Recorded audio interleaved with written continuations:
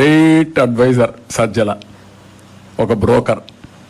వీళ్ళు నన్ను గురించి విమర్శిస్తారు, పార్టీల గురించి విమర్శిస్తారు.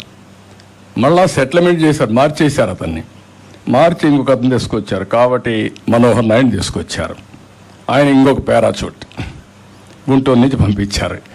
అంటే దిగేశాడు అక్కడ. వాడు ఇప్పుడు గొడవ పెట్టుకున్నాడు, నా డబ్బుల కథ ఏంటని. సెటిల్మెంట్లో 50% ఇచ్చారు. Can you imagine? What a politics, what a pity for the state. ఒక పక్క ప్రపంచాన్ని ఇప్పుడు మీరు పోతే అమెరికాలో డల్హాస్ అయితే మొత్తం తెలుగు వాళ్ళది అయిపోయింది. మన పేర్లు పెట్టేశారు అక్కడ. డల్హాస్ మొత్తం మన పేర్లు, తెలుగు పేర్లే. రియల్ ఎస్టేట్ చేసి మొత్తం వీళ్ళంతా చేసి ఒక ఇన్నోవేషన్లో పోయి అలాంటి పరిస్థితి ప్రపంచం అంతా సాధిస్తూ ఇక్కడ ఈ కర్మేంటి నాకైతే అర్థం కావడం లేదు. అందుకే మీరు గుర్తుపెట్టుకోవాల్సింది, ప్రజలు గెలవాలి, రాష్ట్రం నిలబడాలి. దీనికి ప్రతి ఒక్కరూ వాళ్ళ బాధ్యత కింద ముందుకు రావాలి. ప్రతి ఒక్కరు ఏమంటారు, పొత్తులు ఎందుకు పెట్టుకోవాలి? ఓకే, 10 ఏళ్ళు కేంద్రంలో బీజేపీ ఉంది.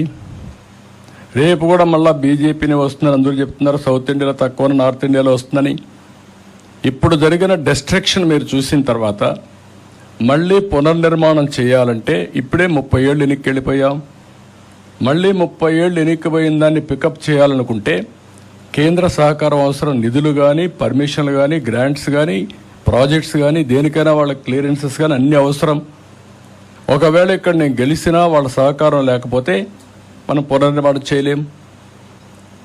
ఇలాంటివి వచ్చినప్పుడు ఇంకొక పక్కన మీరు జనసేనతో ఎందుకు పొత్తు పెట్టుకోవాలి?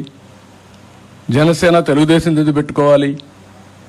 అంటే వీళ్ళ ఉద్దేశం మీరు ఫైట్ చేసుకోండి, ఓట్లు డివైడ్ చేసుకోండి, మేము అబద్ధాలు చెప్తాం, ప్రజల్ని మోసం చేస్తాం, మభ్య పెడతాం, మళ్ళా గెలుచుకొని రాష్ట్రాన్ని సర్వనాశనం చేస్తామనే పరిస్థితికి వచ్చారు. ఇంకొక పక్క సీట్లు అయిన తర్వాత తెలుగుదేశానికి మీకు ఎప్పుడూ లేనంత తక్కువ సీట్లు తీసుకున్నారు, ఎప్పుడు మీరు పోటీ చేయలేదు ఇన్ని తక్కువ సీట్లలో అని ఒక పక్క. ఇంకొక పక్క జనసేనని నీకు తక్కువ సీట్లు వచ్చాయని అని రెచ్చగొట్టడం. బీజేపీ మీరు నేషనల్ పార్టీ, ఇండియా మీరు తీసుకునేది, మీరు గట్టిగా చెప్తే ఇంకా ఎక్కువ సీట్లు వస్తాయి కదా. అంటే ఇలాంటి విధ్వంసకరమైనటువంటి రోల్ని వీళ్ళు ప్లే చేసే పరిస్థితికి వచ్చారు. ఆ రోజు పవన్ కళ్యాణ్ గురించి చెప్పింది రాష్ట్రం గెలవాలి, అదే మరి ఓటు డివైడ్ కాకూడదు.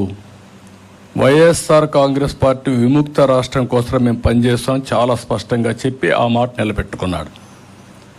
నేను కూడా గర్వంగా పోకుండా 14 సంవత్సరాలు ముఖ్యమంత్రిని, లేకపోతే 22 సంవత్సరాలు మా పార్టీ రాష్ట్రంలో పరిపాలించింది, కేంద్రంలో చక్రాలు తిప్పాం. కాబట్టి నేను కూడా అన్నీ నా దగ్గరికి రావాలి, నేను ఎక్కడికి పోను, ఎవరితో అడ్జస్ట్ కానంటే అంటే ఎవరికి లాభం? ప్రజాహితం కోసం, ప్రజల కోసం, భవిష్యత్తు కోసం, భావితరాల కోసం మేము రాజీ పడ్డాం అందరం కూడా. ఆ రాజీ ఈరోజు మా ఉద్దేశం మళ్ళా ఈ రాష్ట్రాన్ని పునర్నిర్మాణం చేయడానికి, ముందుకు పోవడానికి దోహదం చేయాలి. ఇక్కడ కులాలు లేవు, మతాలు లేవు, ప్రాంతాలు లేవు, వ్యక్తులు లేవు. సమాజ హితం కోసం సమాజమే ముఖ్యం మనందరికీ.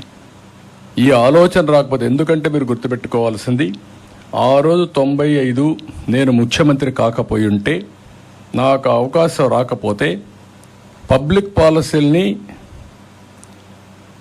పాస్ చేసే అవకాశం నాకు ఉండేది కాదు.